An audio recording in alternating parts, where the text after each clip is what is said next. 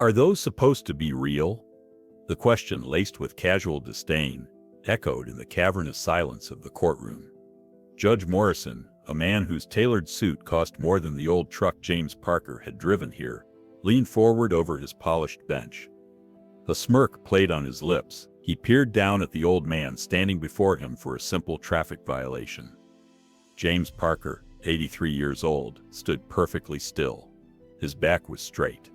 A testament to a discipline forged in a time and place this judge could not begin to imagine. He wore a simple faded denim jacket, the kind that had seen decades of sun and rain. Pinned to the left breast, just over his heart, were 3 rows of ribbons, and a single star-shaped medal hanging from a pale blue ribbon. They were the source of the judge's amusement. "Your Honor," James's public defender began, "a young woman named Lisa Martinez. My client's service record has no bearing on this case." Judge Morrison waved a dismissive hand, not even gracing her with a glance. His eyes remained fixed on James. "I'm sure it doesn't. I'm just curious. It's quite a collection for a man who can't seem to remember the speed limit on a county road." He paused. "Let me guess. You bought them at a surplus store. A little costume jewelry to impress the folks at the V." The small gallery, mostly filled with people waiting for their own minor infractions to be called, shifted uncomfortably. A few snickers could be heard from the back row, but most just stared, a mixture of pity and second-hand embarrassment on their faces. James Parker said nothing. His eyes, clear and gray as a winter sky, were fixed on the state flag hanging behind the judge. He wasn't angry. He wasn't insulted. He seemed to be somewhere else entirely, a place of profound and unshakable calm. "I asked you a question, sir," the judge pressed, his voice rising. He enjoyed this. The small-town power of his position, the ability to dismantle a person piece by piece under the guise of judicial authority. "Are you going to answer me, or are you as deaf as you are decorated?" Lisa Martinez stood up straighter, her face flushed with anger. "Your Honor, this is inappropriate. Mr. Parker is a veteran and deserves our respect." "Respect is earned, Counselor," Morrison shot back, his voice like the crack of a whip. "And parading around with a chest full of tin doesn't automatically earn it in my courtroom." He leaned forward. "Now, Miss Parker, for the last time, where did you get the medals?" James's gaze slowly lowered from the flag and met the judge's. His voice, when it came, was quiet, but it carried a surprising weight, like stones worn smooth by a river. "They were given to me." The simplicity of the answer seemed to enrage the judge further. It offered no purchase for his mockery. "Given to you by whom?" "The costume shop manager." He leaned back in his large leather chair, a caricature of smug authority. "Let's be clear. I am tired of men of a certain generation thinking a uniform they wore half a century ago gives them a free pass. You ran a stop sign. You were clocked at 20 miles over the limit. And you stand here in this ridiculous jacket, as if it's some sort of shield." He pointed a finger. "I find it insulting to the real heroes who served."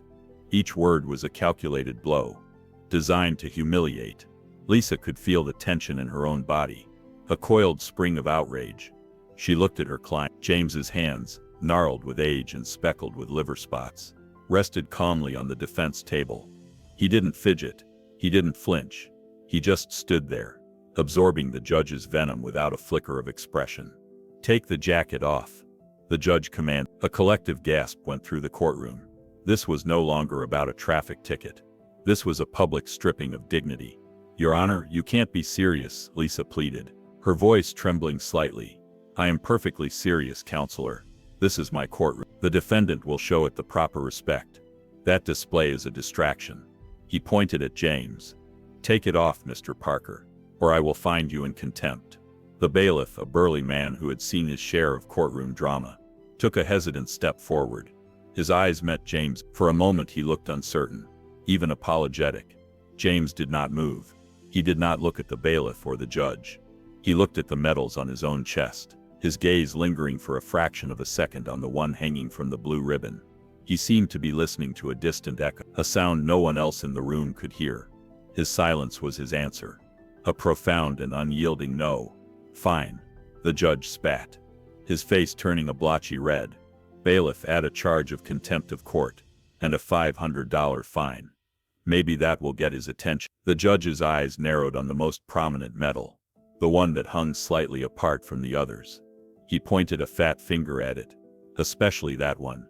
The gall to wear a replica of the Medal of Honor. Do you have any idea what that represents, old man? The blood and sacrifice it stands for. His voice rose. You wearing that is a slap in the face to every person who ever served honorably. As Judge Morrison spoke, the sterile wood-paneled courtroom seemed to dissolve around James Parker. The judge's mocking words faded into a roar, not of a hostile crowd, but of rotor blades and screaming men. The air, thick with the smell of floor polish and stale coffee, was suddenly choked with the metallic tang of blood and the acrid smoke of cordite. For a fleeting second he wasn't standing on worn linoleum. He was back in the sucking mud of a rice paddy outside Hugh City. He wasn't looking at a judge's sneering face, but at the terrified wide eyes of a young private, a kid from Texas named Rodriguez, whose leg had been shredded by machine gun fire. The blue of the medal's ribbon was the impossible, brilliant blue of the sky. He glimpsed through the jungle canopy. Just before he'd scrambled from the relative safety of a bomb crater, he could feel the weight of Rodriguez on his back, the hot, wet soak of blood through his fatigue, the deafening chatter of enemy guns stitching a line in the mud just inches from his head. He remembered the burning in his lungs, the singular, desperate thought, not of living or dying, but of getting that boy to the medevac chopper. The medal wasn't a piece of tin, it was the weight of another man's life. The memory vanished as quickly as it came, leaving James back in the silent, tense courtroom. He blinked slowly, his composure unbroken. Only his breathing had changed, becoming just a fraction deeper, a little more measured. Lisa Martinez watched the entire exchange, her heart pounding with helpless fury. She saw the judge's cruelty, the crowd's cowed silence, and James's incredible, almost unnerving stoicism. She knew with a certainty that chilled her to the bone that this was a terrible injustice. The judge wasn't just wrong, he was desecrating something holy. She looked down at the case file. James Parker. A few prior speeding tickets over the last 20 years. Nothing else. Address, social security number, date of birth. On the intake form, in the box marked military service, James had simply written, yes. He hadn't specified a branch, a rank, or a single honor. The humility of it in the face of this public flogging was staggering. An idea sparked in her mind. A desperate long shot. While the judge was busy pontificating to the court reporter, adding his self-righteous justifications to the official record, Lisa leaned over to James. Mr. Parker, she whispered, her voice urgent. Is there anyone I can call? From your old unit? James turned his head slightly, his gaze meeting hers for the first time. There was no fear in his eyes, only a deep, profound weariness. He gave a barely perceptible shake of his head. It was a long time ago, miss. Most of them are gone now. There has to be someone. She insisted, refusing to let it go. She saw a small, almost unnoticeable pin on his jacket collar, a simple crest she didn't recognize. Let me just step out for a moment. I need to get a file from my office. The judge waved her away without looking. Do what you want, counselor. Your client isn't going anywhere. Lisa practically ran from the courtroom, her heels clicking frantically on the polished floor. She ducked into an empty alcove in the hallway, her hands shaking as she pulled out her phone. She didn't have a file to get. She quickly typed a description of it into her search engine. U.S. Army crest, soared behind a castle tower. The results flooded in. 1st Special Forces Group. The Green Berets. Her breath hitched. This was something else entirely. She scrolled through the search results, looking for a contact, a public affairs office, a veterans liaison, anything. She found a general number for Fort Lewis, the group's headquarters. It was a wild gamble, a shot in the dark. A bored-sounding specialist answered the phone. Fort Lewis Public Affairs. My name is Lisa Martinez. She's trying to keep her voice steady. I'm a public defender in Riverside County. I have a client here, a veteran. He's in trouble. Ma'am, we can't get involved in civilian legal matters, the specialist said, his voice flat with practiced disinterest. I know. I understand. But his name is James Parker. He's being held in contempt of court because the judge doesn't believe his medals are real. Ma'am, I can't. He's wearing a first group pin. She blurted out, Her last desperate card. Please, his name is James Parker. There was a pause on the other end of the line. The bored tone was gone, replaced by a sharp, focused silence. Spell the last name for me. Parker. She stammered. First name James. She heard the sound of furious typing. Then a sharp intake of breath. The voice that came back was completely different. Crisp. Urgent. Filled with an energy that made the hair on her arms stand up. Ma'am, what courtroom are you in? Courtroom C. Riverside County Courthouse. Do not let your client leave. Do not let them take him anywhere. We are on our way. The line went dead. Lisa stood frozen in the alcove. Her phone still pressed to her ear. The specialist's final words echoing in the sudden silence. We are on our way. Hope, fierce and bright, surged through her. Help was coming. The phone call ended in Washington, but the shockwave it created moved at the speed of light. The specialist who took Lisa's call didn't hesitate. He bypassed 3 levels of his own command, patching the call directly to the office of the base's commanding officer, a battle-hardened colonel named Stevens. Colonel Stevens listened, his knuckles turning white as he gripped his desk. The moment he heard the name James Parker, he stood. Hold the line, he commanded. Without another word, he strode out of his office and down the hall to a larger, more opulent suite of rooms. He didn't bother to knock. Inside, General William Cross was reviewing deployment schedules. He was a man carved from granite and steel. 3 stars on his shoulder, a gaze that could peel paint. He looked up, annoyed at the intrusion. Sir, the colonel said, out of breath. We have a code Nightingale. The general's eyes sharpened. Code Nightingale was an unofficial, unwritten protocol, reserved for a handful of living legends, men whose service was so extraordinary that the institution itself was honor-bound to protect them, no matter the circumstance. It had not been activated in over a decade. Who? The general asked. His voice a low rumble. Sergeant Major James Parker, sir. General Cross was out of his chair before the colonel finished the sentence. The deployment schedules scattered across his desk. Forgotten. A look of disbelief, followed by thunderous anger, passed over his face. Where is he? Riverside County Courthouse, sir. A local judge is holding him in contempt, accusing him of faking his medals. The colonel paused. Specifically, the Medal of Honor. The general's jaw tightened until a muscle bunched in his cheek. He moved with a speed and purpose that belied his age. He pointed a finger at the colonel. Get me a helicopter to the nearest airfield. And a car waiting. Full honor guard escort. Dress uniforms. I want to be there in under an hour. He turned to his aide, who was already scrambling to his feet.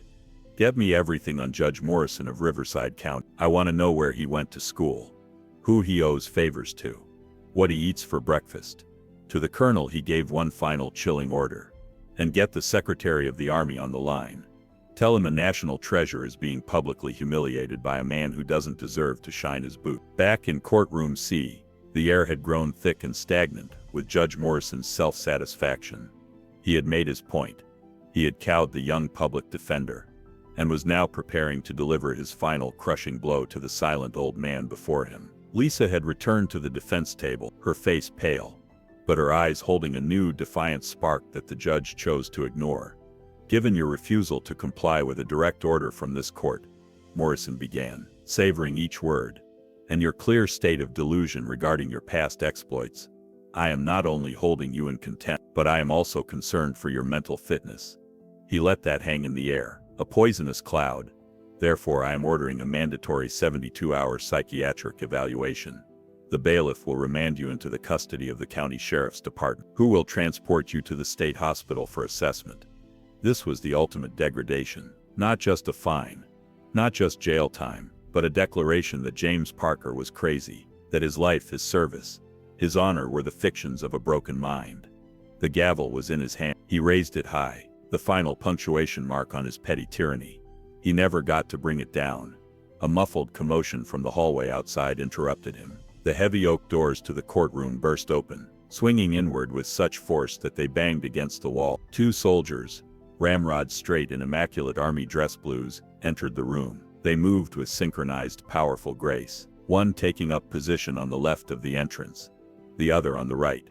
They stood at perfect parade rest, their faces impassive, their eyes fixed straight ahead. The courtroom fell into a stunned, absolute silence. Judge Morrison froze. His gavel still held aloft, his mouth slightly agape. Then a third man entered. He was tall and broad-shouldered, his dark green uniform perfectly pressed, the jacket glittering with an impressive array of metal. 3 silver stars gleamed on each of his shoulders. It was General William Cross. He didn't look at the judge. He didn't look at the gallery. His eyes, sharp and intense, scanned the room until they found their target. He began to walk down the central aisle, his polished boots making a sound like measured, deliberate heartbeats on the tiled floor. Click, click. Each step was an indictment. Each step shifted the balance of power in the room. The air crackled with an authority that made the judges seem like a child's tantrum. General Cross stopped directly in front of the defense table, less than 2 feet from James Parker. For a moment the two men just looked at each other. A universe of shared understanding passed between them in that silent gaze. The general's hard face softened, with a look of profound respect and something akin to reverence. Then, in a move that sent a shockwave through the entire courtroom, General William Cross snapped to the sharpest, most precise position of attention of his life. His right hand came up in a salute so crisp, so perfect it seemed to cut the air. His gloved fingers touched the brim of his hat, his arm a rigid line of respect. "Sergeant Major Parker."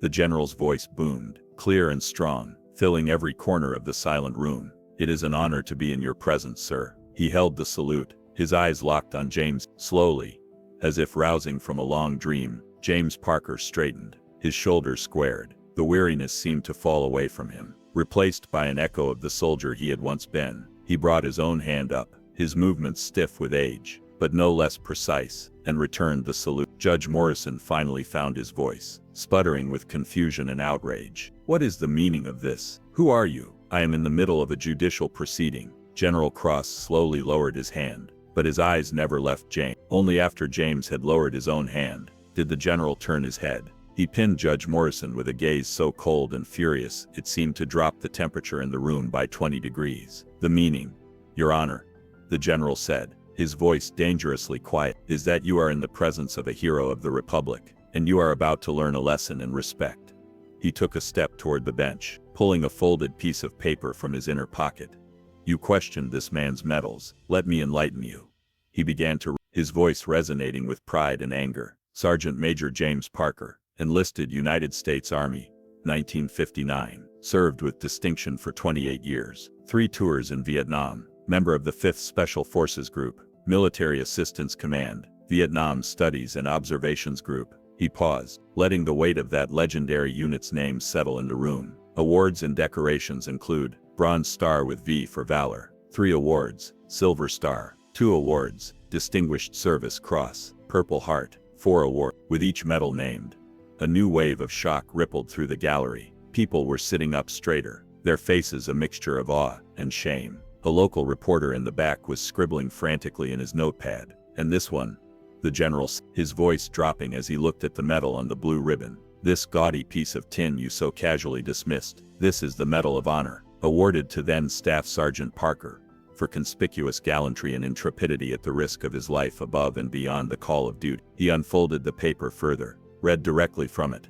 "On March 12, 1968, near Quai Son, Sergeant Parker, with complete disregard for his own safety, single-handedly assaulted 2 enemy machine gun positions, eliminating them both. He then proceeded to carry 3 wounded comrades across 50 meters of open fire-swept terrain to a medical evacuation point." The general's voice grew harder. He then returned to the fight. Wounded twice, he continued to engage the enemy for 2 additional hours until reinforcements arrived. He folded the paper, sharp, deliberate. He stared at the judge. "This man's jacket holds more honor than this entire courthouse, yourself included. He is not a defendant. He is a national treasure, and you in your arrogance saw fit to humiliate him." Judge Morrison's face had gone from red to a pasty, sickly white. He looked small, powerless, behind his large, imposing bench. He opened his mouth. No words came out. He was, for the first time in his professional life, utterly and completely silenced. The gavel lay forgotten on his desk. The general turned back to James. "Sergeant Major,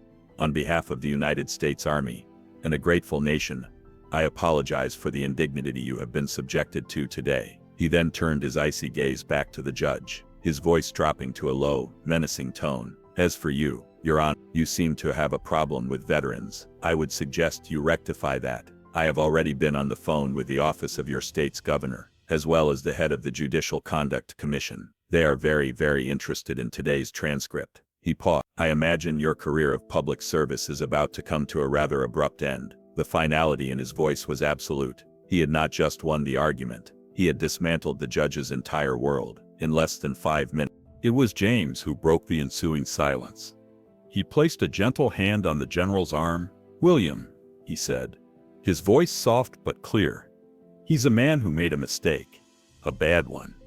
But he just didn't know." He looked up at the judge, not with anger or triumph, but with surprising gentleness. "The medals aren't the point, son," he said, his voice carrying the quiet wisdom of a man who had seen the best and worst of humanity. "They're just reminders. Respect isn't something you demand with a gavel. It's something you give freely, to the person standing in front of you, whether they're a general or a janitor." He paused. "That's all the lesson there is." As James spoke of giving respect freely, the image of the courtroom dissolved for one last fleeting moment. He was no longer an old man in a courthouse, but a young man in a sweltering jungle, his uniform torn and stained with sweat and blood.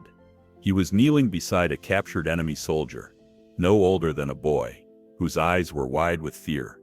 James's own canteen was low, but he unscrewed the cap without hesitation and held it to the boy's lips, giving him a drink. It was a small act of grace in a world of horror, a quiet recognition of shared humanity that transcended uniforms and battle lines. The honor wasn't in the fighting. It was in remembering you were a man. The memory faded. He was back in the courtroom. The general gently placed a hand on James's shoulder. "Let's go home, Sergeant Major." He led James down the aisle, the bailiff and everyone else stepping back as if royalty were passing.